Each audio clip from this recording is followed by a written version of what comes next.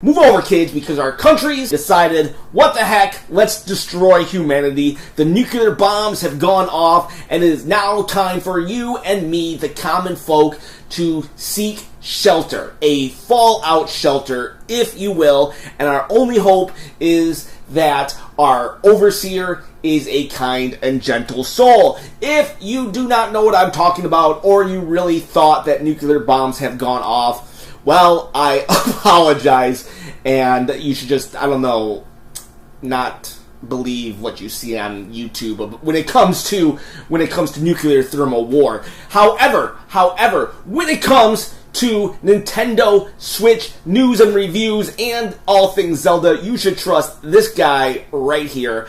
I am talking Fallout Shelter for the Nintendo Switch. I have logged in over 130 hours to this game. What's the story on Fallout Shelter? Fallout Shelter is not your typical Fallout game. Oh, did you even know I owned something PS4 related? However, when the PlayStation 4 came out, I didn't have the money, but I saw this awesome package. I love the Fallout series. Fallout is one of the few franchises that I absolutely adore.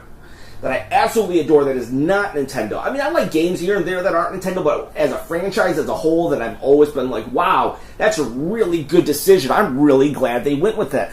I think Fallout has always been tops when it comes to non-Nintendo franchises. So I went and bought that Pip-Boy edition for the PlayStation 4, but then I heard that PlayStations were cockroach hotels, and I hate cockroaches. But let's say this.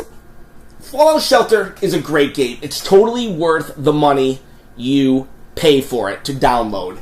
And that is free. It is a free to start game. And you can buy things in this game, but it is not required. I have not bought one thing in this game with actual money, and I'll tell you what, it's a little bit of a pain to start, but once the ball gets rolling, if you can figure out that dynamic of being able to feed your people and have electricity to feed them and give them enough water, the game pretty much just is smooth sailing after that. And not in a way that it's boring. I definitely was engaged for the last 60 days. I've come to the point now that I'm kind of moving on, where I'm not logging in as much. This is definitely a mobile game, and you don't have one character, you play as a bunch of characters. You are the overseer, you're kind of watching over everybody. You can have up to 200 people in your vault, and each vault you can build weapons, you have to have electricity, you have to have food, you have to have water, and the more people you get, the more supplies you need. This game kind of has a Nintendo Dogs or a Tamagotchi type feel. My wife akined it to a fish tank, where you have to feed your fish, your digital fish, so they don't die, and you give them tasks maybe so your dog doesn't get bored and eat up the digital couch or whatever. I don't actually know. I never played Nintendo Dog. Sorry, Miyamoto. That is one of your franchises that I probably won't play, but let's be honest, if it came on the Switch, I'd give it a shot. But this game right here is a solid free to start, but I think you can just completely free to play. I have almost all my characters right now, all 200 of them right now, leveling up, because you have 5 stats. There's strength, perception, agility, endurance, and luck, and each one will help. Like perception, for some reason, is really good with acquiring water in your rooms, and strength for electricity. But then if you have all of these powered up, you can get your guy level to 50, so you max out at 50 and all of the bars up top, up high, and you can send these people out on missions. There's daily missions, weekly missions, standard missions that just kind of come with the game, so it was probably updated as the game went on. You can build rooms, you update the rooms twice, that allows you to put more people in them, or speed up the process on certain things. Also, there's an overseer's office. If you upgrade it twice, you get to send out 3 teams for missions. The missions are actually where the story usually comes in, and it's not nothing groundbreaking. It's definitely not like your Fallout games. It's not that kind of story. It's actually more of, it more plays off the humor. You kind of just send your characters into a room and you see how it plays out. And you kind of babysit your characters as they're fighting, because that way you can keep their health up, because you can just hit them with the stem pack if they're about to die. The bad guys in this game, there's the raiders, there's the cockroaches, there's the scorpions, and then death claws. The death claws are the big bad of the game. The biggest of the bads would actually be the alpha death claws, and those are a pain in the butt. However, as you advance, as you equip your dwellers, actually strong guns, I prefer the amplified Gatling laser. Then you can just pretty much, 3 of those people equipped with those guns, you can pretty much take out the death claws. And that's why I'm kind of disengaging right now, because it's easy. It's just really super easy for me. And there's really nothing else to do. All my characters are leveled up. You have a set amount of real estate basically underground, and once that's filled up, what else is there really to do? Yeah, I can do a daily mission. Yeah, I can do a weekly mission, but that's about it at this point. There are some characters that I haven't unlocked because it shows it has a grid, question mark, and then someone I've already obtained. But I don't really care if I get them or not. I'm going to try to here and there, but I'm no longer really addicted to this game. I've weaned myself off. At first, though, it was very addictive because, I would sign in to see where my people were in the process of leveling up. Could I send them out for a mission? Could I obtain this kind of material so then I could build the Gatling guns? Because you can build your guns based off of material and junk that you acquire from missions on the outside. And then there's Mr. Handy. Mr. Handy's probably the best thing about this game. He is funny. And that's the thing. You have to actually zoom in on these characters to see what they're saying. That's where the real charm of this game is. These characters will actually speak to each other. And they'll say dumb things. Sometimes they'll be like, bare-chested was so last year. And does this outfit make my butt look fat? Mr. Handy will say things like, oh, for heaven's sake, I'm a domestic robot, not a bloody tank. What am I even doing out here? Oh, look, an old basketball court. Definitely not my game.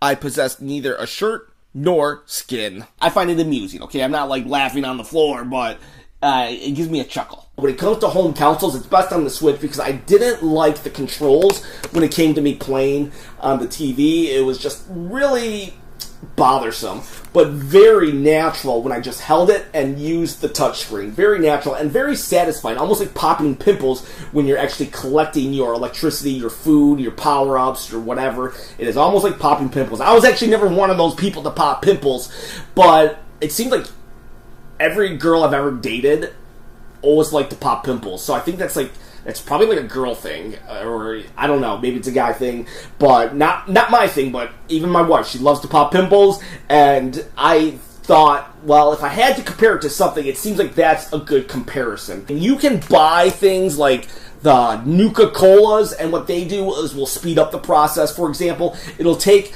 13 hours sometimes to get to your designation for a mission, or it'll take 8 hours to craft a weapon, or it'll take whatever X amount of time to do something.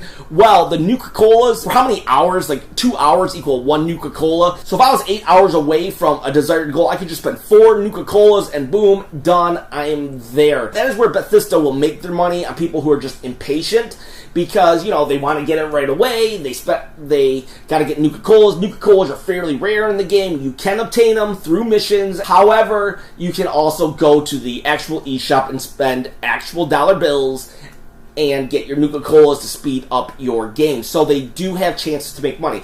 Now, what happens, because this game is like a fishbowl, does it mean that if I go on vacation for 2 weeks, will my fish die?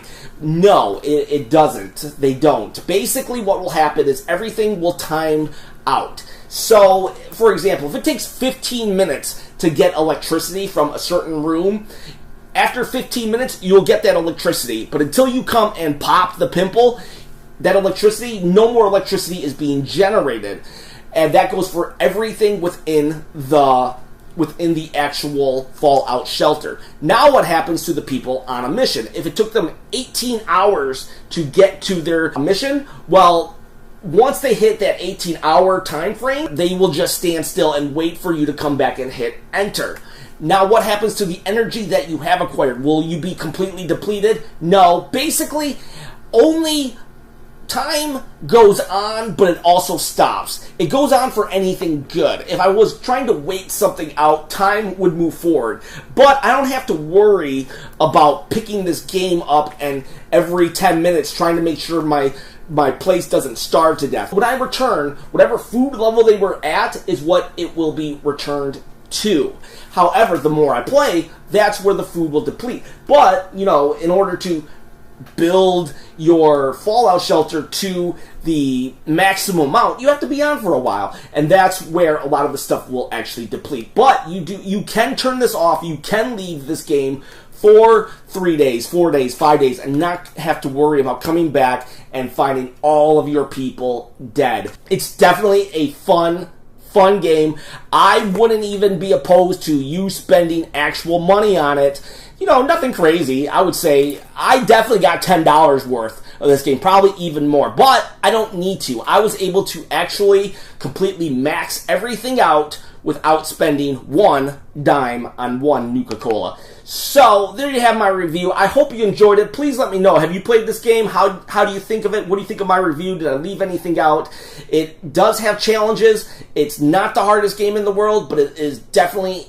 it definitely sucks your time. It kind of nickels and dimes your time, because in the beginning stages, you kind of just want to just pop in every hour or so to see how everything is going and to acquire more material so you can beef everything up. So, it is dangerous to go alone, people. Please share this review with a friend. Share this channel with a friend. Let's continue building the channel and have a great day.